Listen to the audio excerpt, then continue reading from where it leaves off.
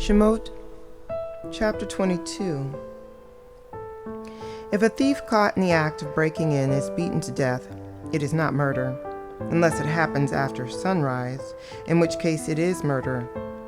A thief must make restitution, so if he has nothing, he himself is to be sold to make good the loss from the theft. If what he stole is found alive in his possession, he is to pay double, no matter whether it is an ox, a donkey, or a sheep. If a person causes a field or vineyard to be grazed over, or lets his animal loose to graze in someone else's field, he is to make restitution from the best produce of his own field and vineyard. If a fire is started and spreads to thorns so that stacked grain, standing grain, or a field is destroyed, the person who lit it must make restitution. If a person entrusts a neighbor with money or goods, and they are stolen from the trustee's house, then if the thief is found, he must pay double. But if the thief is not found, then the trustee must state before God that he did not take the person's goods himself.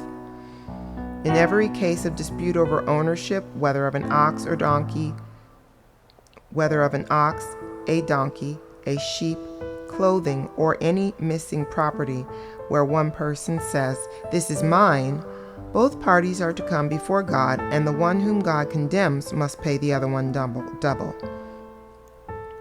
If a person trusts a neighbor to look after a donkey, ox, sheep, or any animal, and it dies, is injured, or is driven away unseen, then the neighbor's oath before Jehovah that he has not taken the goods will settle the matter between them. The owner is to accept it without the neighbor's making restitution. But if it was stolen from the neighbor, he must make restitution to the owner. If it was torn to pieces by an animal, the neighbor must bring it as evidence, and then he doesn't need to make good the loss. If someone borrows something from his neighbor and it gets injured or dies with the owner not present, he must make restitution. If the owner was present, he need not make good the loss. If the owner hired it out, the loss is covered by the hiring fee. If a man seduces a virgin who is not engaged to be married and sleeps with her, he must pay the bride price for her to be his wife. But if her father refuses to give her to him, he must pay a sum equivalent to the bride price for virgins. You are not to permit a sorceress to live. Whoever has sexual relations with an animal must be put to death. Anyone who sacrifices to any god other than Jehovah alone is to be completely destroyed.